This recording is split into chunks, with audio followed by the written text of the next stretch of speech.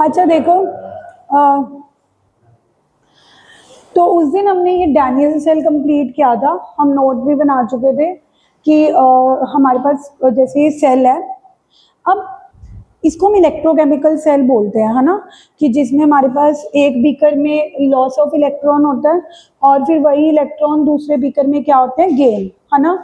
और मैंने ये भी बताया था कि हमने रटना नहीं है कि जिंक इज एनोड, उसका रीजन है कि जहां पर ऑक्सीडेशन होगी वही रोड क्या एक्ट करेगी, एनोड, और जहां पर इलेक्ट्रॉन गेन होंगे वहां पे वो क्या एक्ट करेगी, कैथोड। अब मैं आपको एक बात बता रही हूँ,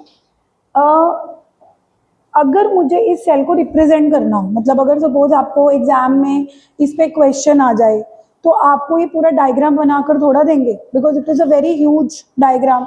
तो साइंटिस्ट ने ना इलेक्ट्रोकेमिकल को रिप्रेजेंट करने का एक तरीका निकाला, वो ये है, देखो ध्यान से देखना, एनोड पर क्या होता है, Zn changes to Zn2 positive plus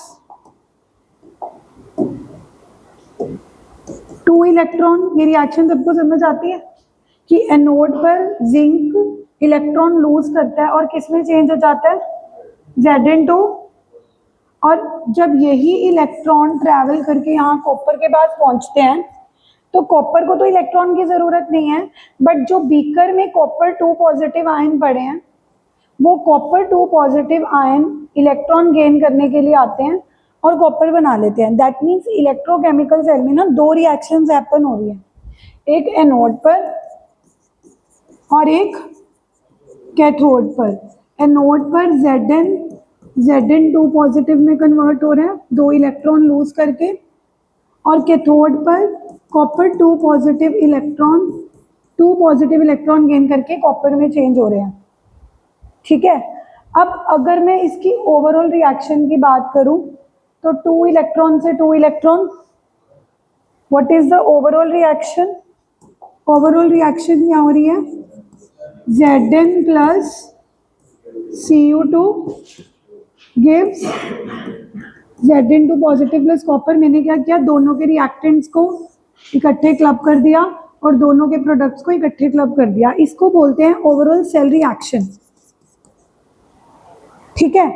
अब मैं तुम्हें बोल रही थी कि इस सेल को रिप्रेजेंट कैसे करते हैं, तो साइंटिस्ट ने तरीका बनाया कि यहाँ पर एनोड होता है और यहाँ पर क्या होता है, और बीच में एक यू शेप ट्यूब होती है जिसको हम क्या बोलते हैं, सॉल्ट ब्रिज। अब एनोड में अगर मैं तुमसे पूछूं क्या चेंज हो रहा है, तो तुम बोलोगे कि मैम Zn2 पॉजिटिव में चेंज हो रहा है, यानी कि जो मेटल है वो मेटल आयंस में बदल रहा है। क्योंकि अगर आप इसको एक दूसरे एंगल से भी सोचो कि ऑक्सीडेशन का मतलब होता है इंक्रीज इन ऑक्सीडेशन नंबर, यहाँ पे Zn का ऑक्सीडेशन नंबर 0 है और बाद में उसका ऑक्सीडेशन नंबर क्या हो रहा है, प्लस। तो यहाँ से भी देखा जा रहा है कि जिंक की ऑक्सीडेशन हो रही है। या सिंपली अगर मैं आपसे पूछूं कि एनोड में कौन किस में चेंज हो रहा है, तो आप बोलोगे मैम पहले वो Zn था, बाद में वो किस में चेंज हो रहा है, Zn2 पॉजिटिव। तो साइंटिस्ट ने कहा कि एनोड को कैसे रिप्रेजेंट किया जा सकता है, Zn vertical line, Zn2 positive, और फिर बीच में जो सॉल्ट ब्रिज आता है उसके लिए आप डबल वर्टिकल लाइन लगाओगे। उधर उस साइड ये क्या है, एनोड। कैथोड में कौन किस में चेंज हो रहा है, Cu2 पॉजिटिव टू Cu, तो ये कैथोड बन गया। तो आज के बाद जब भी हम डैनियल सेल को रिप्रेजेंट करेंगे तो ये रिप्रेजेंटेशन देंगे, ना कि पूरा इलेक्ट्रोकेमिकल सेल बनाएंगे। I again repeat, electrochemical cell हमने पढ़ा कि पहले बीकर में जिंक होता है, दूसरे बीकर में क्या होता है, कॉपर। जिंक एनोड एक्ट करता है क्योंकि वो इलेक्ट्रॉन लूज करता है, तो Zn changes to Zn2 positive, ये रिएक्शन अक्कर होती है ना।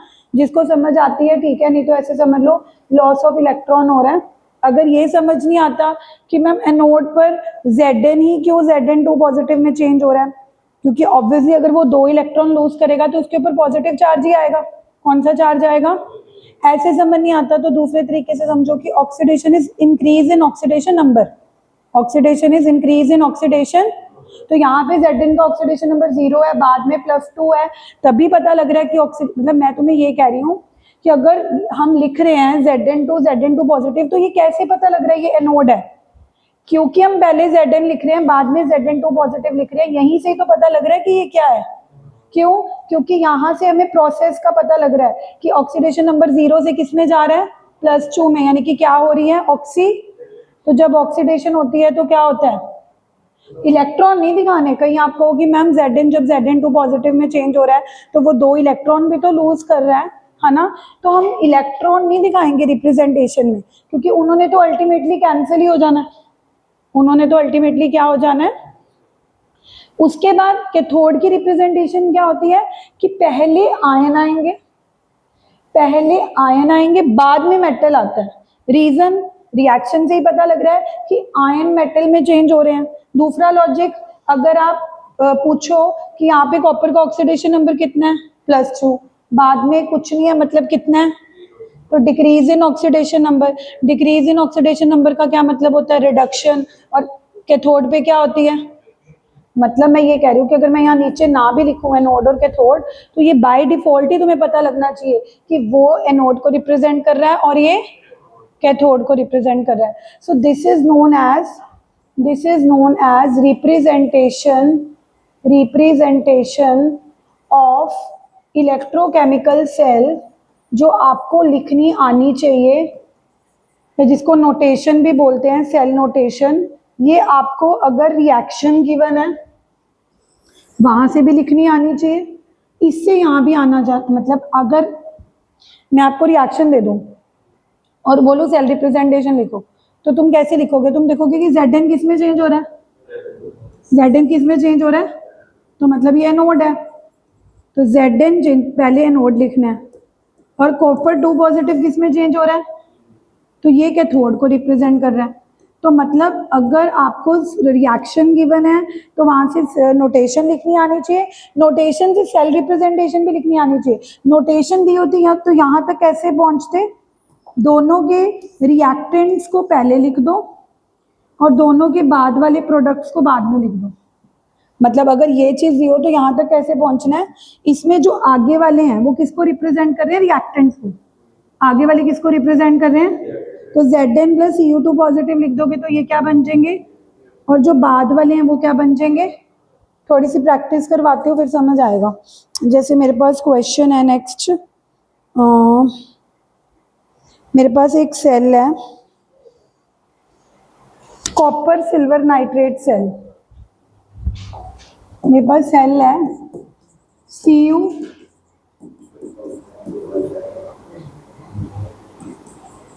अब इसको लिखिए, देखें ये मेरा कौन सा सेल है, पहले मेरा कौन सा सेल था, जिंक और कॉपर सल्फेट वाला।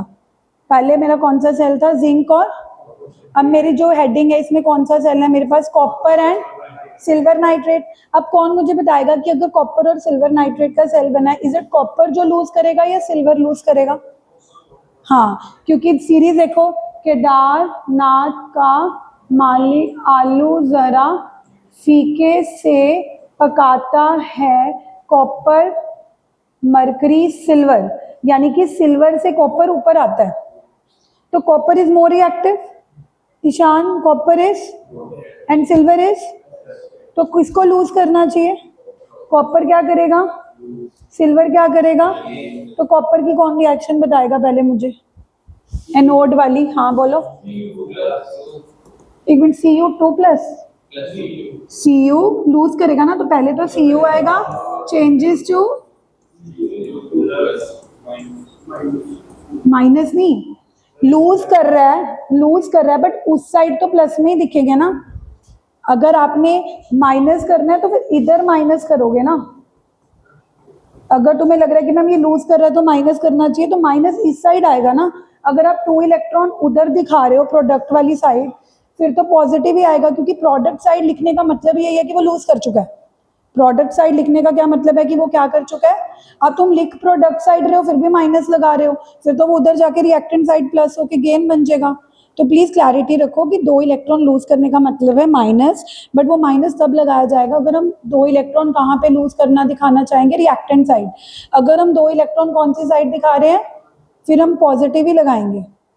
अब गेन कौन करेगा, Ag गेन करेगा या उसके आयन गेन करेंगे? जैसे जिंक कॉपर सल्फेट में जब जिंक ने लूज करे तो वहां पे 2 इलेक्ट्रॉन कॉपर ने नहीं गेन करे थे, कॉपर 2 पॉजिटिव ने करे थे। किसने गेन करे थे? क्योंकि कॉपर तो न्यूट्रल है।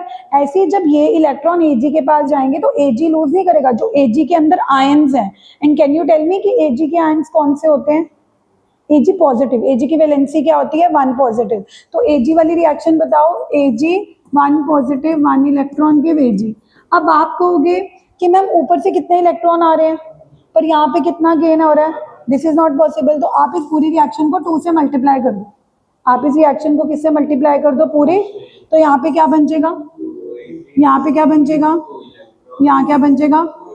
ठीक है, मैं अलग से ही दिखाती हूँ, नहीं तो फिर आपको ओरिजिनल रिएक्शन नहीं पता लगेगी। ओरिजिनल रिएक्शन बोलो क्या थी? बोलो। एजी 1 पॉजिटिव के 2 पॉजिटिव कितने इलेक्ट्रॉन गेन करेगा? गिव्स। लेकिन ऊपर से कितने इलेक्ट्रॉन आ रहे हैं? तो इस पूरी रिएक्शन को किससे मल्टीप्लाई करोगे? 2 से। अब बोलो फाइनल रिएक्शन। 2 एजी पॉजिटिव प्लस गिव्स। अब ये आप ओवरऑल रिएक्शन लिखनी है। ओवरऑल रिएक्शन लिखने के लिए क्या करना होता है कि यस बोलो। हाँ, अब काटूंगी ना। अब जब तुम ऐड करोगे तो 2 इलेक्ट्रॉन से 2 इलेक्ट्रॉन अब क्लब करो। Cu plus 2 Ag positive gives. अब ये देखो, ये हमारी ओवरऑल सेल रिएक्शन होगी। जब न्यूमेरिकल्स आते हैं तो सबसे पहले यही आता है कि give the overall cell reaction, जिसमें लिखने में बच्चों को बहुत दिक्कत आती है। अगर इतनी प्रैक्टिस करने के बाद भी लिखी ना जाए तो मैं उसका भी आपको सोल्यूशन बता दूंगी कि क्या करें अगर अभी भी नहीं समझ आ रही लिखनी, बट एक बार कोशिश करते हैं। अच्छा, अब एक बात देखो, ये जो आयंस होते हैं ना, Ag पॉजिटिव या Cu2 पॉजिटिव, चाहे वो कैथोड के हैं चाहे वो एनोड के हैं, वो तो अंदर सोल्यूशन में होते हैं। किस में होते हैं? लिक्विड फेज में होते हैं। तो इसीलिए ना इनके ब्रैकेट में AQ एक्वस लिखा जाता है। क्या लिखा जाता है? AQ, because they are indicating कि ये रोड इलेक्ट्रोड सॉलिड फॉर्म में नहीं है, ये कौन सी फॉर्म में है? लिक्विड। लिक्विड फॉर्म को रिप्रेजेंट करने के लिए L नहीं लिखेंगे, क्या लिखेंगे? AQ। ओके, अब कोई मेरे को हेल्प करेगा कि ये तो सेल रिएक्शन आ गई। अगर रिप्रेजेंटेशन लिखनी हो, अगर रिप्रेजेंटेशन लिखनी हो तो पहले देखो कॉपर किस में चेंज हो रहा है। तो आपको क्या लग रहा है कि अगर कॉपर 2 पॉजिटिव में चेंज हो रहा है, ये एनोड को रिप्रेजेंट कर रहा है या कैथोड को? कैसे पता लगा? लॉजिक लगाया कि मैम अगर कॉपर 2 पॉजिटिव में, तो 2 पॉजिटिव कमी आ रही है इलेक्ट्रॉन की, लॉस ऑफ इलेक्ट्रॉन। अगर ऐसे समझ नहीं आता लॉस गेन, तो सिंपल सोचो कि ऑक्सीडेशन नंबर बढ़ रहा है या घट रहा है। पहले कॉपर के ऊपर कोई नहीं है, मतलब कितना है? बाद में कितना हो रहा है? +2। Increase in oxidation number is oxidation, और जहां ऑक्सीडेशन होती है, increase in oxidation number is oxidation, वही क्या होता है? अगर ऐसे याद नहीं रहता, लोन से याद कर दो। Loss of electron is oxidation, और ऑक्सीडेशन एनोड होती है। Loss of electron is oxidation, और ऑक्सीडेशन ही क्या होता है? I again repeat, cell reaction को देखकर सेल रिप्रेजेंटेशन लिखनी थी। पहले तुमने देखा कि कॉपर किस में चेंज हो रहा है? कॉपर 2 पॉजिटिव में। आपको पहले ये आइडेंटिफाई करना पड़ेगा कि क्या ये एनोड है। अब विद प्रैक्टिस मुझे तो 1 मिनट में पता लग रहा है कि ये एनोड है, लेकिन एज अ स्टूडेंट आपने बिल्कुल ध्यान से सोचना है कि कॉपर अगर या कोई भी मेटल अगर अपने आयंस में चेंज हो रहा है तो मतलब उसने इलेक्ट्रॉन लूज ही करे होंगे। इलेक्ट्रॉन क्या करे होंगे? तभी उसके ऊपर पॉजिटिव चार्ज आ रहा है। कौन सा चार्ज आ रहा है? And loss of electron is oxidation. अगर ऐसे समझ नहीं आता तो सिंपल देखो कि ऑक्सीडेशन नंबर बढ़ रहा है या घट रहा है। तुमने देखा बढ़ रहा है, कैसे पता लगा बढ़ रहा है? पहले वो कॉपर था, बाहर कितना ऑक्सीडेशन नंबर था? 0। बाद में कितना हो गया? +2। यहाँ से भी पता लग रहा है कि ऑक्सीडेशन नंबर बढ़ ही रहा है, और जब ऑक्सीडेशन नंबर बढ़ता है तो इस प्रोसेस को क्या बोलते हैं? ऑक्सीडेशन। और जहाँ पे ऑक्सीडेशन होती है वो एनोड होता है, loan, LOA। Loss of electron is oxidation and oxidation is anode. अब बताओ, अगर तुमने ये डिसाइड कर लिया है कि ये एनोड है, तो जो Ag पॉजिटिव किस में चेंज हो रहा है? Ag में। ये क्या होगा? ऑब्वियसली अगर वो एनोड है तो ये क्या होगा? है ना? और वैसे भी लॉजिकली भी देखो, अब Ag पॉजिटिव Ag में चेंज हो रहा है, यानी कि पहले +1 है, बाद में ऑक्सीडेशन नंबर कितना हो रहा है? +2 नहीं, Ag में कितना है? ये वाला 2 नहीं देखना, चार्ज देखना है। चार्ज यहाँ पे कौन सा है? +1। बाद में Ag, मतलब कुछ चार्ज नहीं है तो मतलब कितना है, 0, यानी कि अब ऑक्सीडेशन नंबर बढ़ नहीं रहा बल्कि क्या रहा है, घट रहा है। Decrease in oxidation number is reduction, reduction is cathode. और कुछ समझ नहीं आता तो अगर पहला एनोड है तो ये क्या होगा, कैथोड। अब रिप्रेजेंट करो, रिप्रेजेंटेशन में पहले क्या आता है, एनोड के कैथोड, एनोड, एनोड में copper is changing to copper 2 positive, तो पहले कॉपर आएगा, copper is changing to copper, double vertical line for the salt bridge, हाँ double vertical line is for the salt bridge. अब किसकी बारी आएगी, कैथोड में कौन चेंज हो रहा है, 2Ag पॉजिटिव टू, पर 2 तो बैलेंसिंग के लिए लगाते हैं, रिप्रेजेंटेशन में 2 नहीं लगाना, Ag पॉजिटिव टू Ag। तो आपको बहुत क्लियरली पता लग जाएगा कि ये एनोड क्यों है, क्योंकि यहाँ पे ऑक्सीडेशन नंबर बढ़ रहा है, ये कैथोड क्यों है, क्योंकि यहाँ पे ऑक्सीडेशन नंबर घट रहा है, और बीच वाला डबल वर्टिकल लाइन किसको रिप्रेजेंट कर रहा है, सॉल्ट ब्रिज। और मैं एक और बात बता दूं कि जब आप रिप्रेजेंटेशन लिख रहे हो तो 2 नहीं लगाना, लाइक ये वाला 2 जो था वो तो हमने पूरी रिएक्शन को किससे मल्टीप्लाई करा था, उस वजह से Ag पॉजिटिव के आगे क्या आ रहा था, 2, बट वो 2 रिप्रेजेंटेशन में कभी नहीं लगाना होता, नेवर।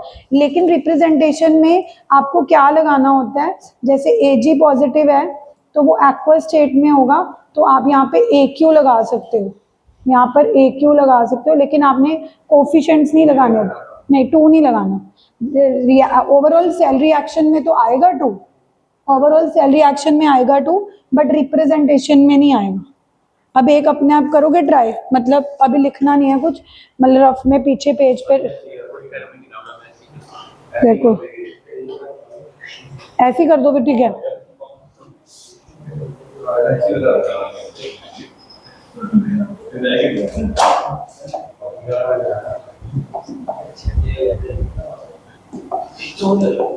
प्लीज नो टॉकिंग, निकल AgNO3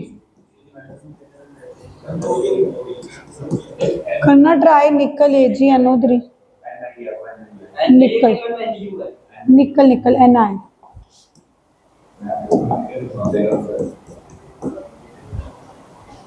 निकल और सिल्वर, निकल लूज करेगा सिल्वर, ठीक है। तो निकल किस में लूज करेगा, निकल की वैलेंसी 2 पॉजिटिव ही होती है, लाइक कॉपर।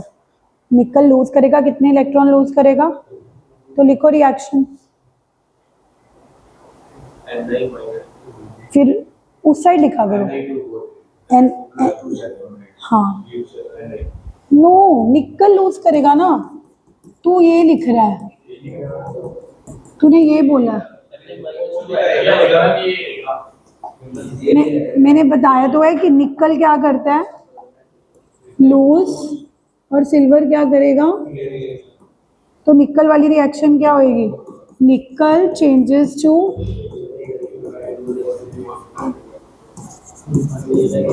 एनोड पे लॉस ऑफ इलेक्ट्रॉन दिखाना है, निकल लूजेस Ag गेन्स।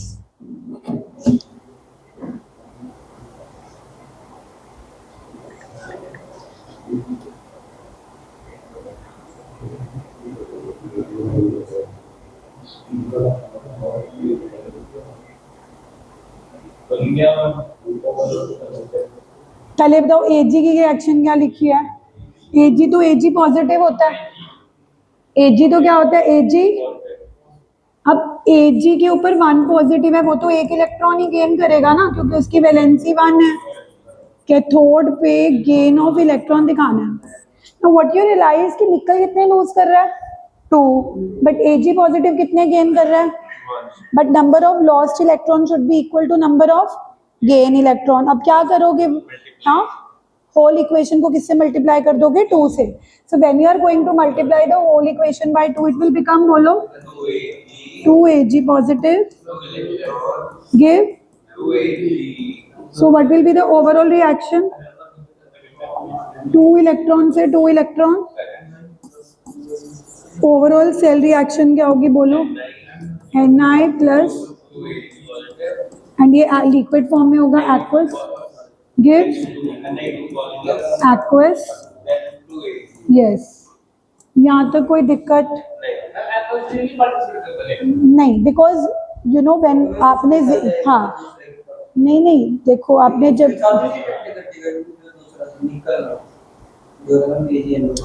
जब आप Zn को ZnSO4 में डिप करते हो, है ना, तो it is only Zn which loses. तभी Zn नीचे किसकी फॉर्म में आ जाता है, Zn2। और उसको न्यूट्रल करने के लिए सॉल्ट ब्रिज के आयंस आते थे। वो नीचे जो नेगेटिव वाले आयंस हैं वो पार्टिसिपेट नहीं करते। वो तो अब देखो ऑब्वियसली अगर आप सॉल्ट ले रहे हो तो आपको Na पॉजिटिव अकेला तो मिलेगा नहीं, आपको पूरा NaCl ही लेना पड़ेगा। ऐसे ही जब उन्होंने जिंक को डिप किया तो अकेले Zn2 पॉजिटिव आयंस में ही डिप करना था, बट अकेले Zn2 पॉजिटिव आयंस तो मिलते नहीं, तो उनको पूरा सॉल्ट लेना पड़ता है ZnSO4। बट SO4 कभी जब आपने डैनियल सेल करा था तो जिंक लूज कर रहा था, कॉपर गेन कर रहा था, तो उसमें भी तो SO4 आयंस नेगेटिव आयंस थोड़ा पार्टिसिपेट होगा। नहीं, देखो मेरी बात इसको समझो, जब आप ये सेल बना रहे हो तो निकल को भी NiNO3 में ही डिप किया होगा और Ag को AgNO3 में डिप किया होगा, बट लूज निकल ही करता है, इसका कोई रेलिवेंस नहीं है। ये थोड़ा है कि निकल को हम AgNO3 में डिप कर रहे हैं, इसको लिखने का तरीका ये होता है। हाँ, निकल मेरी बात सुनो ना, मेटल लूज करता है, ये तो नेगेटिव आयंस हैं, ये क्यों लूज करेंगे, तो पहले ही नेगेटिव है। NaCl अगर आप लोगे और सोडियम को डिप करोगे Na पॉजिटिव Cl नेगेटिव में, तो सोडियम ही लूज करेगा ना, वो तो सॉल्ट है, वो तो ऑलरेडी Na पॉजिटिव और Cl नेगेटिव का तो मतलब है कि उन्होंने तो पहले ही लूज और गेन कर चुके हैं। ऐसे ही निकल को अगर आप NiNO3 में डिप कर रहे हो तो निकल रॉड लूज करेगी, उसको हमने डिप क्यों किया हुआ है NiNO3 में वो अगला टॉपिक है। लेकिन जो ऑलरेडी आप नीचे सॉल्ट ले रहे हो लिक्विड फॉर्म में Ni2 पॉजिटिव और NO3 नेगेटिव, उसमें तो निकल 2 पॉजिटिव भी नहीं लूज कर रहे, लूज तो कौन कर रही है, रॉड। उसको हमने डिप कर रखा है किसमें, एक सॉल्ट के सोल्यूशन में जिसमें ऑलरेडी कौन से आयंस हैं, पॉजिटिव एंड नेगेटिव, और उसमें डिप करने का कारण कुछ और है, वो मैं अभी आऊंगी उस पर। लेकिन आप ऑलवेज रिमेंबर कि वो जो अंदर आयंस पड़े हैं निकल 2 पॉजिटिव एंड NO3 नेगेटिव, उन्होंने लूज गेन नहीं करने, तब भी नहीं करेगा क्योंकि तो ऑलरेडी NO3 नेगेटिव है ना अरमान, वो तो ऑलरेडी नेगेटिव। देखो आयन क्यों लूज करेगा, वो तो आयन बन चुका है। गेन फिर भी वो कर सकता है क्योंकि जब दूसरे बीकर में इलेक्ट्रॉन आते हैं तो Ag पॉजिटिव गेन करने आता है क्योंकि उसको इलेक्ट्रॉन की कमी है। अब यहाँ पर भी तो यही हो रहा है ना, जो दूसरे बीकर में जब इलेक्ट्रॉन आए तो दूसरे बीकर के सोल्यूशन में जो कौन से आयंस बैठे थे, Ag पॉजिटिव, उनको इलेक्ट्रॉन की जरूरत थी तो वो इलेक्ट्रॉन गेन करने आए। तो पॉजिटिव आयन वाले तो फिर भी पार्टिसिपेट कर लेंगे क्योंकि इलेक्ट्रॉन आएंगे, उनको क्या करने होंगे, गेन। लेकिन जो NO3 नेगेटिव है उसको तो गेन करने की भी लालच नहीं है क्योंकि उसके ऊपर कौन सा चार्ज है, नेगेटिव। नेगेटिव इंडिकेट्स कि ऑलरेडी उसके पास इलेक्ट्रॉन हैं, तो इसीलिए नेगेटिव आयन इस प्रोसेस में पार्टिसिपेट नहीं करते क्योंकि गेन उनको करने नहीं है, लूज वो करते नहीं है। ओके, अब इसे रिप्रेजेंटेशन कौन लिख के बताएगा, भव्य रिप्रेजेंटेशन।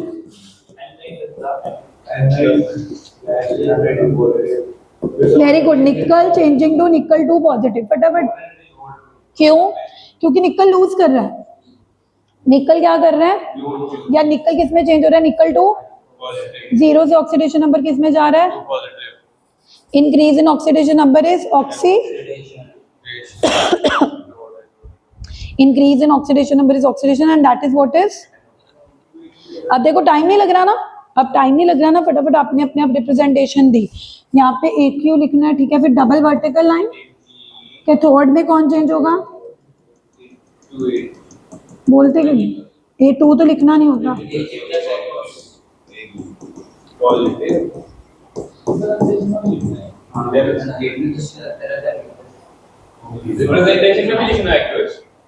रिप्रेजेंटेशन में 2 नहीं लिखना बट एक्वस लिखना होता है, नहीं लिखोगे तो नंबर नहीं कटेंगे, बट हमने गलती के चांसेस बिल्कुल भी नहीं देंगे।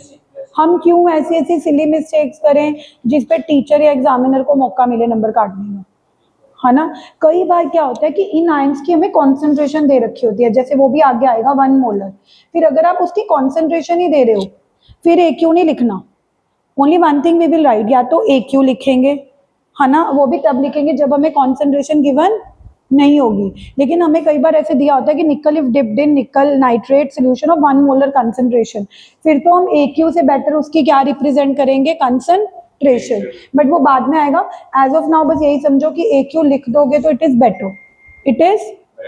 चलिए आगे, अब हमने सेल रिप्रेजेंटेशन सीख ली, अब थोड़ा आगे चलते हैं। आज मैं आपको जो मेन टॉपिक पढ़ाने आई हूँ दैट इज इलेक्ट्रोड पोटेंशियल, ठीक है।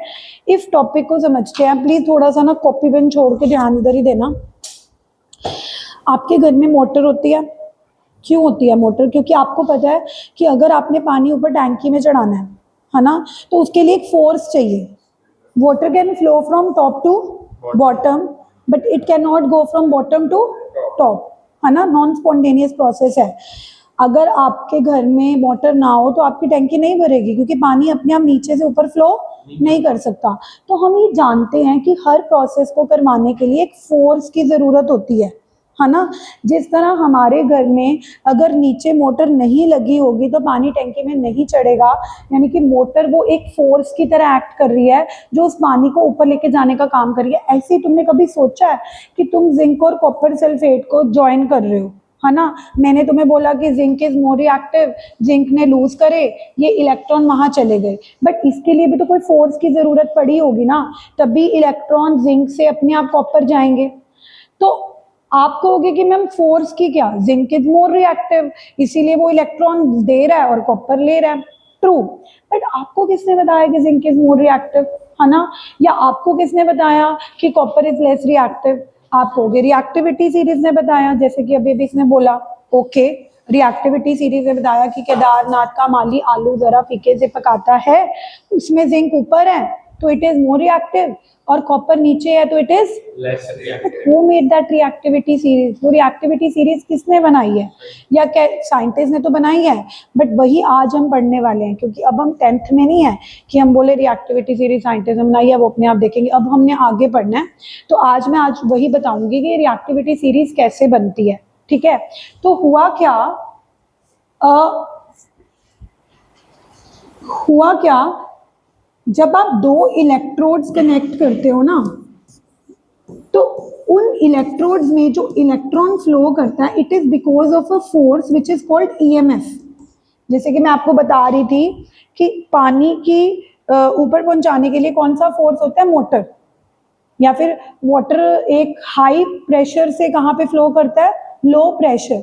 ऐसे इलेक्ट्रॉन कहाँ से कहाँ फ्लो करते हैं, from high potential to low potential, है ना। यानी कि अगर कहीं ना कहीं इलेक्ट्रॉन यहाँ से यहाँ फ्लो कर रहे हैं, नो मैटर इधर क्या लगा हुआ है, ये इधर क्या लगा हुआ है, मैं अभी इस चीज में नहीं जा रही कि यहाँ पे जिंक है कि निकल है कि क्या है, मतलब जो भी एनोड होगा वो इलेक्ट्रॉन देता है और जो कैथोड होता है वो इलेक्ट्रॉन लेता है। तो जब ये इलेक्ट्रॉन वहां से वहां जाते हैं तो उसके बीच में जो फोर्स है ना, जो रिस्पॉन्सिबल है इलेक्ट्रॉन को एक जगह से दूसरी जगह पे लेके जाने का, उसको हम EMF का नाम देते हैं। किसका नाम देते हैं? Electromotive force. सिंपल वर्ड में वो पोटेंशियल डिफरेंस ही होता है, सिंपल वर्ड्स में वो क्या होता है, पोटेंशियल। लेकिन इसको निकालते कैसे हैं EMF को? E cathode minus E anode, यानी कि कैथोड का पोटेंशियल माइनस एनोड का पोटेंशियल।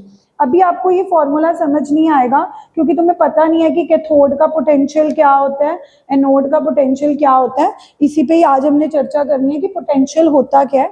तो हम डिस्कशन क्या कर रहे हैं, तुम्हें समझ आई कि अभी तक तो हम ये पढ़ रहे थे कि इलेक्ट्रोकेमिकल सेल बनता है, एक मेटल लूज करता है, दूसरा मेटल गेन करता है, और इजी करने के लिए मैंने तुम्हें ये बता रखा था कि लूज कौन करेगा, जो मोर रिएक्टिव होगा, और लूज को गेन कौन करेगा, जो। आज हम थोड़ा डीप में जाएंगे कि एक्चुअल में किसी भी प्रोसेस को होने के लिए एक फोर्स चाहिए। ऐसे ही जब हमारा कोई सेल बनता है तो इलेक्ट्रॉन जब एक जगह से दूसरी जगह पे जाता है तो उसके बीच में भी कोई फोर्स होता है जो इस इलेक्ट्रॉन को वहां से वहां लेके जा रहा है, जो इस इलेक्ट्रॉन को वहां से वहां लेके जा रहा है। उस फोर्स को हम केमिस्ट्री में किसका नाम देते हैं, किसका नाम देते हैं? लेमैन लैंग्वेज में ये पोटेंशियल डिफरेंस है। जैसे आपके घर में बोलते हैं कि वोल्टेज है तभी वो बिजली आएगी, तो वोल्टेज बेसिकली पोटेंशियल डिफरेंस का काम करती है। किसका काम करती है ये वही पोटेंशियल डिफरेंस, लेकिन अभी हम उसको मोर टेक्निकल टर्म दे रहे हैं EMF। क्या नाम दे रहे हैं?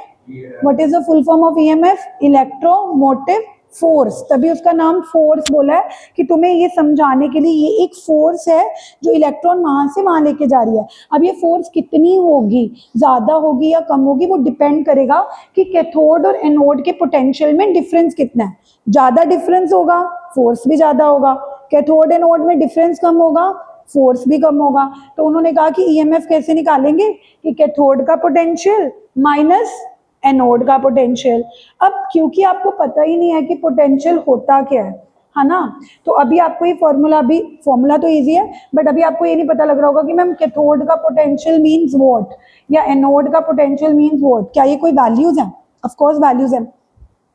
क्या मैं न्यूमेरिकल्स में गिवन होंगी? ऑफ कोर्स गिवन होंगी, बट अभी फॉर्मूले से ज्यादा हमें ये समझने की जरूरत है कि पोटेंशियल जो आपको गिवन होगा, जैसे मान लो कैथोड का पोटेंशियल आपको गिवन है 0.34 वोल्ट। कितना गिवन है ईशान कैथोड का पोटेंशियल? 0.34 वोल्ट। और एनोड का मान लो गिवन है -1.76, -1.76। तो आप वैल्यू पुट करके आंसर निकाल लोगे। बट आज हम जानेंगे कि ये जो कैथोड का पोटेंशियल की जो वैल्यू आपको गिवन होती है या जो एनोड की ये जो पोटेंशियल की वैल्यू गिवन होती है निकाली कैसे जाती है, तो इसके पीछे की कहानी है standard hydrogen electrode. Standard hydrogen electrode क्या होता है? अब साइंटिस्ट ने कहा कि हम एक काम करते हैं, एक इलेक्ट्रोड पोटेंशियल का पोटेंशियल 0 मान लेते हैं। एक इलेक्ट्रोड पोटेंशियल ऐसे बोलते हैं जिसका हम क्या मान लेते हैं। अब जैसे फॉर एग्जांपल जब तुम बोलते हो कि यहाँ से जयपुर 400 किलोमीटर है, तो आपको कैसे पता लगा? क्योंकि आपने माना है ना कि इतना 1 किलोमीटर होता है। आपके पास रेफरेंस है ना कि मान लो इतना क्या होता है 1 किलोमीटर, और जयपुर के रास्ते में इतने 1 किलोमीटर कितने टाइम्स आते हैं? 400 टाइम्स। लेकिन अगर आप इसको 1 किलोमीटर मानते ही ना, तो क्या आप कभी यहाँ से जयपुर का डिस्टेंस फाइंड आउट कर पाते? कहने का मतलब है कि हर चीज में एक चीज रेफरेंस मानी जाती है, चाहे वो डिस्टेंस है चाहे वो कुछ है। ऐसे साइंटिस्ट ने कहा कि अगर हम डिफरेंट डिफरेंट मेटल्स का इलेक्ट्रोड पोटेंशियल निकालना चाहते हैं ताकि हमें पता लगे कौन ज्यादा रिएक्टिव है कौन, और रिएक्टिविटी सीरीज कैसे बनी है, तुमने जो ज्यादा रिएक्टिव है उनको ऊपर रख दिया, जिनको कम रिएक्टिव है उनको नीचे रख दिया, लेकिन वो किसी ने तो बनाई होगी ना। तो साइंटिस्ट ने कैसे बनाई है मैं उसकी चर्चा कर रही हूँ कि साइंटिस्ट ने कहा कि हम एक काम करते हैं, एक इलेक्ट्रोड को स्टैंडर्ड ले लेते हैं। क्या ले लेते हैं? और उसके पोटेंशियल को क्या मान लेते हैं? 0। क्या मान लेते हैं? और फिर उसके कंपैरिजन में हम दूसरे मेटल को उसके साथ लगा के देख लेंगे। अगर उसने लूज कर दिया हाइड्रोजन के कंपैरिजन में तो वो मोर रिएक्टिव हो जाएगा। अगर हाइड्रोजन ने लूज किया उसके कंपैरिजन में तो हाइड्रोजन मोर रिएक्टिव हो जाएगा, उसको हाइड्रोजन के नीचे लगा देंगे। जैसे केदारनाथ का माली आलू जरा फीका से पकाता है, कॉपर को H के नीचे क्यों लगाया हुआ है? क्योंकि कॉपर H से लेस रिएक्टिव है। कैसे पता लगा? क्योंकि जब कॉपर को H के साथ लगाया होगा तो H ने लूज करे होंगे कॉपर ने, लेकिन H के ऊपर जिंक क्यों लगाया है? क्योंकि जिंक लूज करता है और H, यानी कि सारा कंपैरिजन किसके कंपैरिजन में किया गया है? कौन से इलेक्ट्रोड के कंपैरिजन में किया गया है? स्टैंडर्ड हाइड्रोजन, जिसको हम SHE बोलते हैं। शी नहीं बोलना, शी नहीं बोलना, क्या बोलते हैं? SHE। मतलब ठीक है, अगर आपको अपने याद करने के पर्पज से शी बोलना तो बोलो, but otherwise it is SHE। What is the full form of SHE? Standard hydrogen electrode. It acts as a reference electrode. Scientist ने इसको कितनी वोल्टेज दे दी? वोल्टेज इसलिए बोल रही हूँ कि तुम्हें समझ आएगा। मैं पोटेंशियल वर्ड बोलूंगी तुम बोलोगे क्या पोटेंशियल? असल में ये पोटेंशियल की वैल्यू होती है, वोल्टेज की वैल्यू होती है। जो हाइड्रोजन को कितनी असाइन कर दी गई? 0। अब हाइड्रोजन को तो 0 असाइन कर दी। अब कहते हैं 2 ऑप्शन होंगे, जब आप हाइड्रोजन के साथ दूसरा इलेक्ट्रोड रखोगे, अगर तो वो गेन करेगा, सॉरी अगर तो वो लूज करेगा तो हाइड्रोजन गेन करेगा। हाइड्रोजन क्या करेगा? फिर कौन सी रिएक्शन होएगी? H positive plus electron gives H2। अगर दूसरा गेन करेगा तो H2 लूज करेगा, यानी कि हाइड्रोजन लूज भी कर सकता है, हाइड्रोजन गेन भी कर सकता है। वो डिपेंड करेगा कि आप हाइड्रोजन के साथ जो मेटल लगा रहे हो, इज इट मोर रिएक्टिव और इज इट, ये तो अब तुम्हें पता है ना कि केदारनाथ का माली आलू जरा फीके से पकाता है। H के, अब आपको ऑलरेडी पता है कि मैम ये सारे मेटल लूज करेंगे, लेकिन जब साइंटिस्ट को नहीं पता था तो उन्होंने कैसे पता करा? ऐसे ही पता करा, वो हाइड्रोजन के साथ मेटल को लगाते गए। हाइड्रोजन के साथ किसको लगाते गए? अगर मेटल लूज कर रहा था तो उसको रिएक्टिविटी सीरीज के ऊपर रख दिया, और अगर हाइड्रोजन लूज कर रहा था तो उन मेटल्स को हाइड्रोजन के नीचे रख दिया गया, और क्या तैयार कर दी गई? रिएक्टिविटी जिसको देख के आज हमें पता लग जाता है कि अच्छा आप जिंक और कॉपर का सेल बना रहे हो, तो जिंक लूज करेगा और कॉपर, पर साइंटिस्ट ने तो कैसे बनाई होगी ना, तो कैसे बनाई बताओ मुझे, रिएक्टिविटी सीरीज कैसे बनी। सबसे पहले साइंटिस्ट को लगा कि हमें एक इलेक्ट्रोड पोटेंशियल को रेफरेंस मानना चाहिए। क्या मानना चाहिए? कौन सा इलेक्ट्रोड था जिसको साइंटिस्ट ने स्टैंडर्ड माना? Standard hydrogen electrode. What is the abbreviation? SHE।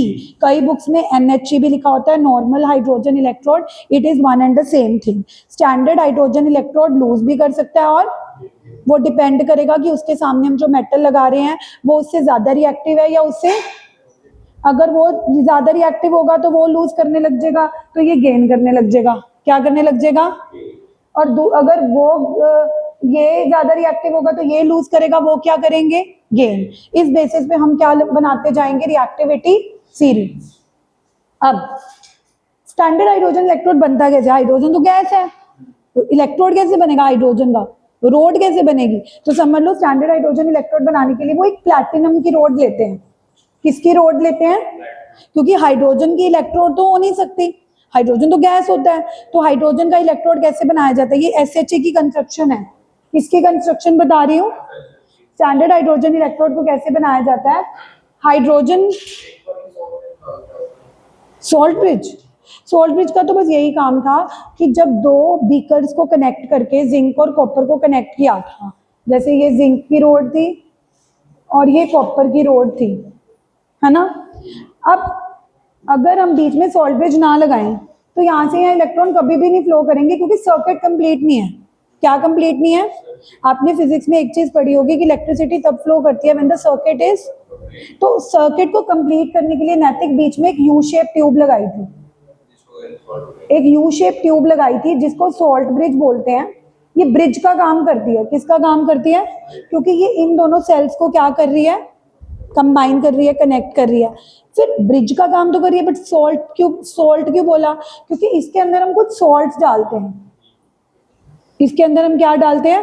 क्यों डालते हैं? क्योंकि मैंने तुम्हें बताया था कि जब जिंक लूज करके Zn2 पॉजिटिव बना के नीचे आ जाएगा, यहाँ पे मैंने दिखाया भी था कि जब जिंक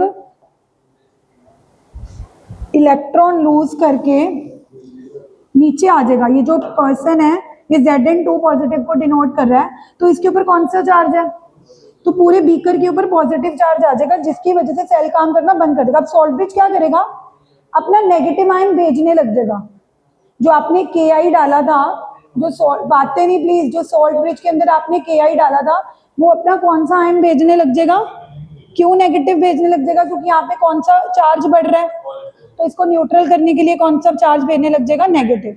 ऐसे ही दूसरे सेल में नेगेटिव चार्ज इकट्ठा होने लग जाता है, तो उसको न्यूट्रल करने के लिए वो अपना कौन सा आयन भेजने लग जाएगा? पॉजिटिव। तो सॉल्ट ब्रिज के दो काम थे। सबसे पहले तो उसका फंक्शन था कि दोनों बीकर्स को कनेक्ट करा जाए, so as to complete the circuit, so as to complete the, नहीं तो इलेक्ट्रॉन वहां से वहां जाएंगे, वापस से नहीं आएंगे। एंड ये तो फिजिक्स का बहुत सिंपल सा लॉ है कि current can not flow if the circuit is not complete. Second चीज मैंने क्या पढ़ाई कि सॉल्ट ब्रिज के अंदर कुछ सॉल्ट्स डाले जाते हैं। क्या डाले जाते हैं? लाइक Ki, KNO3, KCl, जिनका काम क्या होता है कि जब ऑक्सीडेशन हाफ सेल या नेगेटिव रिडक्शन हाफ सेल में कौन से आयन्स इकट्ठे होने शुरू हो जाएं? पॉजिटिव, या तो वहां पे पॉजिटिव को न्यूट्रल करने के लिए वो अपना कौन सा आयन भेजने लग जाएगा? नेगेटिव। और यहाँ पे नेगेटिव को न्यूट्रल करने के लिए वो कौन सा आयन भेजने लग जाएगा? पॉजिटिव। समझ आ रही है मेरी बात? सॉल्ट ब्रिज का फंक्शन। तो हम बात कर रहे थे SHE की। SHE की कंस्ट्रक्शन समझ लो। स्टैंडर्ड हाइड्रोजन इलेक्ट्रोड कैसे बनता है? सबसे पहले हरमन कौन सी रोड ली जाती है? क्योंकि हाइड्रोजन की रोड तो पॉसिबल ही नहीं है। फिर उस प्लैटिनम के ऊपर हाइड्रोजन गैस फ्लो करती है। प्लैटिनम के ऊपर कौन सी गैस फ्लो कर रही है? At 1 atmosphere. यानी कि वो रोड में प्लैटिनम नहीं लूज करेगी, लूज हाइड्रोजन ही करेगा। लूज कौन करेगा? प्लैटिनम तो एक बस मीडियम प्रोवाइड कर रही है। प्लैटिनम रोड तो क्या प्रोवाइड कर रही है? एक, अगर आप प्लैटिनम की रोड ना लेते तो हाइड्रोजन गैस कहाँ फ्लो करती है? हाइड्रोजन इलेक्ट्रोड बन ही नहीं सकता, क्योंकि हाइड्रोजन तो सॉलिड की फॉर्म में होती नहीं। हाइड्रोजन तो किस फॉर्म में होती है? गैस। तो साइंटिस्ट ने क्या करा कि एक इनर्ट रोड ले लेते हैं। इनर्ट मतलब जो खुद लूज ना करे, like platinum is inert, it never loses, it never gains. वो सिर्फ एक मीडियम प्रोवाइड करेगी। फ्लो उसके ऊपर कौन सी गैस कर रही है, हाइड्रोजन, तो लूज तो हाइड्रोजन ही करेगी, इसीलिए कौन सा इलेक्ट्रोड बन गया, स्टैंडर्ड हाइड्रोजन इलेक्ट्रोड। लेकिन इसको डिप भी उसके ही आयंस में करना है, जैसे Zn को हम Zn2 पॉजिटिव SO4 2 नेगेटिव में डिप करते थे, हाइड्रोजन को भी हाइड्रोजन के आयंस में डिप करेंगे, तो हाइड्रोजन के आयंस H पॉजिटिव ऐसे एग्जिस्ट नहीं करेंगे, you can take HCl, you can take any acid, because अगर आप एसिड लोगे तो ऑब्वियसली उस एसिड में H पॉजिटिव तो होंगे ही होंगे, नेगेटिव आयन भी होंगे, बट मेनली हम पॉजिटिव आयन के ऊपर फोकस करते हैं कि hydrogen if dipped in H positive ions, hydrogen if dipped in, जैसे जिंक किस में डिप था, Zn2 पॉजिटिव आयन में, कॉपर किस में डिप्ड था, कॉपर 2 पॉजिटिव आयन में, बट कॉपर 2 पॉजिटिव अकेले थोड़ा थे, साथ में क्या होते थे, SO4 2 नेगेटिव, या निकल में निकल अकेला थोड़ा था, उसके साथ कौन से आयन होते थे, NO3 नेगेटिव। ऐसे ही यहाँ पर वो सिर्फ H पॉजिटिव दिखा रहे हैं, बट अकेला H पॉजिटिव नहीं होगा, पूरा का पूरा HCl होगा, और इसकी कॉन्सेंट्रेशन भी 1 मोलर लेनी है, कितनी लेनी है, 1 मोलर नहीं होगी तो स्टैंडर्ड नहीं होगा, स्टैंडर्ड नहीं होगा तो आप इसकी वैल्यू 0 नहीं ले सकते, अगर आप इसका 2 मोलर ले लो तो वैल्यू 0 नहीं आएगी, फिर कुछ और आएगी, इसलिए स्टैंडर्ड हाइड्रोजन इलेक्ट्रोड जिसका इलेक्ट्रोड पोटेंशियल को क्या लिया गया है, वो तभी 0 है अगर आप नीचे एसिड की कॉन्सेंट्रेशन कितनी ले रहे हो, 1 मोलर, और ऊपर से जो गैस भी दे रहे हो किस प्रेशर पे दे रहे हो, 1, अगर ये 1 1 1 होंगे तभी ये कैसा हाइड्रोजन इलेक्ट्रोड माना जाएगा, स्टैंडर्ड, जिसके इलेक्ट्रोड पोटेंशियल की वैल्यू को कितना लिया गया है, जिसके इलेक्ट्रोड पोटेंशियल को कितना लिया गया, 0। अब बड़ा इंटरेस्टिंग है, अब उन्होंने क्या किया देखो, जब साइंटिस्ट को कुछ नहीं पता था कि जिंक मोर रिएक्टिव है, क्या किया उन्होंने, यहाँ पे हाइड्रोजन ले लिया, यहाँ पे उन्होंने जिंक ले लिया, पहले उन्होंने देखा कि इलेक्ट्रॉन जिंक से हाइड्रोजन जा रहे हैं या हाइड्रोजन से जिंक जा रहे हैं, उसके लिए उन्होंने एमीटर लगा दिया, क्या लगा दिया, एमीटर के डिफ्लेक्शन से पता लग गया कि इलेक्ट्रॉन इधर से इधर जा रहे हैं, तो सबसे पहले तो उनको ये पता लग गया कि हमारा जिंक एनोड है, जिंक क्या है, और यहाँ पे हमारा हाइड्रोजन क्या कर रहा है, तो ये तो पता लग गया कि जिंक ऊपर ही आएगा, हाइड्रोजन से जिंक ऊपर आएगा, कैसे पता लगा कि रिएक्टिविटी सीरीज में हाइड्रोजन जिंक से ऊपर आएगा, तो आज आपको पता है क्योंकि आप रिएक्टिविटी सीरीज देख चुके हो, बट साइंटिस्ट ने रिएक्टिविटी सीरीज कैसे बनाई, उन्हें कैसे पता लगा कि जिंक हाइड्रोजन से ऊपर आएगा, तो सबसे पहले उन्होंने SHE लिया, है ना, SHE लिया, उनको नहीं पता कि वो कैथोड भी एक्ट कर सकता है और एनोड भी, ये मत समझो कि बाद में लगाया तो उनको पता ही था कि वो कैथोड है, ये तो आज की डेट में उनको पता है, उन्होंने सिंपल हाइड्रोजन के साथ जिंक लगा दिया और बीच में क्या लगा दिया, एमीटर, बीच में क्या लगा दिया, उन्होंने एमीटर के डिफ्लेक्शन देखी, उनको पता लग गया कि कहीं ना कहीं इलेक्ट्रॉन जिंक से हाइड्रोजन जा रहा है, इलेक्ट्रॉन कहाँ से कहाँ फ्लो कर रहे हैं, जिंक से। अब जब उनको ये पता लग गया कि जिंक से इलेक्ट्रॉन जा रहे हैं तो जिंक ज्यादा रिएक्टिव है, अब कितना ज्यादा, अब ऐसे तो कल को वो जिंक के अलावा कोई और मेटल लगाएंगे, सोडियम, वो भी ज्यादा रिएक्टिव होगा, वो भी तो ऊपर ही आएगा, फिर ऊपर कहाँ लगाऊं, तो उसके लिए अब इन्होंने वोल्ट मीटर लगाया, सेकेंड टाइम उन्होंने इसमें क्या लगाया, अब वोल्ट मीटर से क्या हुआ, वैल्यू आ गई, ध्यान से देखना, EMF का फॉर्मूला क्या था, E cathode minus E, hydrogen cathode act कर रहा था, उसकी वैल्यू तो हमने पहले ही क्या मानी हुई है, एनोड जो जिंक जिसकी वैल्यू हमें नहीं पता, जिंक जिसकी वैल्यू हमें नहीं पता, हमने बीच के वोल्ट मीटर से वोल्टेज माप ली, क्या माप ली, वोल्टेज की वैल्यू आ रही थी -1.76, क्या आ रही थी माइनस, तो ये जो जिंक था, नहीं पॉजिटिव 1.76 आ रही थी, ये माइनस उधर चला गया, तो जिंक की पोटेंशियल की वैल्यू आ गई माइनस, तो जिंक को असाइन कर दी -1.76 वोल्ट। अब ऐसे ही करते करते करते करते सारी वैल्यूज वो नोट करते गए कि हाइड्रोजन की 0 है, सुनो हाइड्रोजन की 0 है, जिसके नेगेटिव, जो ज्यादा रिएक्टिव थे उनकी वैल्यू नेगेटिव में आ रही थी। अब यहाँ पर भी एक बहुत बड़ी बात आती है कि मैम है ज्यादा रिएक्टिव बट वैल्यू किस में आ रही है ज्यादा रिएक्टिव बट वैल्यू किस में आ रही है, अभी के लिए मान लो, क्योंकि सारा कुछ बताने लग जाऊंगी तो कंफ्यूज हो जाऊंगी, तो वो ऐसे लगाते गए केदारनाथ का माली आलू जरा फीके से पकाता, वैल्यूज के हिसाब से जो ज्यादा रिएक्टिव था वो ऊपर आता गया, जो कम रिएक्टिव था वो नीचे आता गया। फिर जब साइंटिस्ट ने कॉपर लगाया तो उन्होंने देखा कि कॉपर नहीं लूज कर रहा, हाइड्रोजन लूज कर रहा है, कौन लूज कर रहा है, तो अब हाइड्रोजन क्या बन गया, एनोड, कॉपर क्या बन गया, कैथोड, इसीलिए कॉपर नीचे आया, इसीलिए कॉपर जिसकी वैल्यू पॉजिटिव में आ रही थी, तो यहां से हम बन गई रिएक्टिविटी तो अभी तुमने बस इतना समझना है, ये सारे कोई तुमसे कोई पूछेगा नहीं कि कौन सी वैल्यू आ रही है, वैल्यू तो तुम्हें दी जाएगी। तुमने बस ये समझना है कि रिएक्टिविटी सीरीज जिसके हिसाब से हम ये डिसाइड करते हैं कि which is more reactive which is, उसको कैसे बनाए, कौन बताएगा कैसे बनाया गया? With the help of SHE, with the help of SHE को क्या माना गया? रेफरेंस इलेक्ट्रोड, जिसके पोटेंशियल को कितना असाइन किया गया? 0। उसके कंपैरिजन में दूसरे मेटल्स को लगा लगा कर देखा गया कि वो ज्यादा रिएक्टिव है या हाइड्रोजन ज्यादा रिएक्टिव है। कैसे पता लगेगा? अगर वो लूज कर रहे हैं तो वो ज्यादा रिएक्टिव हैं, तो वो हाइड्रोजन के ऊपर आते गए, वो हाइड्रोजन के कहाँ आते गए? और अगर हाइड्रोजन लूज कर रहा था तो कॉपर जैसे गेन कर रहा था वो नीचे आते गए। तो क्या तैयार हो गई? जिसको इलेक्ट्रोकेमिकल सीरीज बोलना है। क्या बोलना है? Electrochemical series. और इस इलेक्ट्रोकेमिकल सीरीज में दो बातें हमेशा याद रखना कि जो हाइड्रोजन से ऊपर आ रहे हैं, जो ज्यादा रिएक्टिव हैं, उनकी पोटेंशियल की वैल्यू नेगेटिव में होगी। किस में होगी? अभी शायद तुम्हें समझ ना आए क्योंकि हर चीजें एक दिन में नहीं समझी जा सकती, तो कई चीजें हमें भी एक्सेप्ट करनी पड़ेंगी।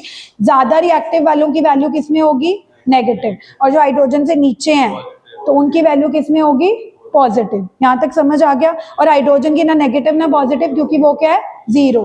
तो this is known as electrochemical, please have a look, this is known as electrochemical series. तो आपको जब क्वेश्चन सॉल्व करने होंगे तो आपको जो जिंक की वैल्यू दी जाएगी -0.76, वो इधर से दी गई होगी। आपको न्यूमेरिकल में वैल्यूज गिवन होंगी। जब आपको सॉल्व करना होगा E कैथोड -E एनोड, तो कैथोड और एनोड की जो वैल्यूज गिवन होंगी वो इसी टेबल से गिवन होंगी। तो आपने टेबल याद नहीं करना, सिर्फ आपको नॉलेज होनी चाहिए कि इसमें ऊपर वाले नेगेटिव हैं, हाइड्रोजन इज पॉजिटिव, और नीचे वाले इज, ऊपर वाले और बीच वाला। आज ने बहुत कुछ पढ़ लिया, ऐसे कंफ्यूज नहीं होना। क्या क्या पढ़ा पहले तो मुझे जानने से पहले ये बताओ। आज हमने सबसे पहले आते ही सोचा how to represent electrochemical cell. How to represent कैसे करते हैं? पहले क्या आता है? एनोड, बीच में डबल वर्टिकल लाइन आती है जो किसको रिप्रेजेंट करती है? Salt bridge. बाद में क्या आता है? हमें कैसे पता लगता है कि एनोड कौन होगा? Metal changing to metal ions, यानी कि जिसपे क्या हो रही है? ऑक्सी, वो पहले आएगा। हमें कैसे पता लगेगा ऑक्सीडेशन हो रही है? ऑक्सीडेशन नंबर बढ़ रहा होगा, और जिसका घट रहा होगा वो क्या होगा? और वो वहां पे कैथोड में आ जाएगा। रिप्रेजेंट करने के बाद हमने क्या टॉपिक शुरू करा? Electrode potential. हमने बोला कि अगर इलेक्ट्रॉन जिंक से कॉपर में जा रहे हैं तो बीच में कोई फोर्स है। बीच में क्या है? उस फोर्स को क्या बोलते हैं? ईएमएफ। क्या बोलते हैं? What is the full form of EMF? Electromotive. जिसको निकाला कैसे जाता है? E cathode -E anode. पर वो जो कैथोड का पोटेंशियल गिवन है या जो एनोड का पोटेंशियल गिवन है, उस पोटेंशियल को कैसे निकाला होगा ना? उसकी जो वैल्यूज आपको गिवन है वो किसी की हेल्प से निकाली होंगी। तो किसकी हेल्प से निकाली गई? SHE। वो जो वैल्यूज आपको प्रोवाइडेड ही होंगी, आपको लर्न नहीं करनी, बस आपको ये समझना है कि वो जो कैथोड और एनोड की वैल्यूज आपको प्रोवाइडेड होंगी, वो वैल्यूज किसकी हेल्प से निकाली गई हैं? Reactivity series. बट वो रिएक्टिविटी सीरीज किसकी हेल्प से बनी है? SHE। What is the full form? Standard hydrogen, जिसके रेफरेंस इलेक्ट्रोड की पोटेंशियल वैल्यू क्या गिवन? जो उससे ज्यादा रिएक्टिव थे, लूज कर रहे थे, उनकी वैल्यूज नेगेटिव में आने लगी, ऊपर जाने लगे। जो गेन कर रहे थे वो नीचे आने लगे। और क्या तैयार होगी? इलेक्ट्रोकेमिकल, जो हमें याद नहीं करनी, बस हमें समझनी है कि रिएक्टिविटी सीरीज होती है जिसमें हाइड्रोजन है 0, ऊपर वाले मोर रिएक्टिव इज नेगेटिव, नीचे वाले लेस रिएक्टिव इज पॉजिटिव। अब जानने से पहले मुझे ये बताओ, जानने से पहले मैंने ये पूछना था, कुछ तो पूछना था जो मैं भूल रही हूँ। क्या बोल रही थी मैं? टाइम दिखाना 1 मिनट में। कुछ पूछने लगी थी। हाइड्रोजन लूज करेगा, वो गेन करेगा, वो नेगेटिव, वो पॉजिटिव, भूलवा ही दिया। चलो anyways, so we will meet tomorrow. Okay, tomorrow is off, Sunday, Monday. ये कौन लेके आया है?